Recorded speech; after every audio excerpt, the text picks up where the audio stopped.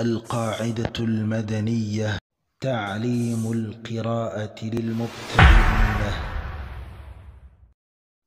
الدرس الأول: الحروف الهجائية: ألف، باء، تاء، ثاء، جيم، حاء، خاء، دال، ذال، راء، زا، سين، شين، صاد، ضاد، طاء، ظاء، عين، غين، فاء، قاف، كاف، لام، ميم.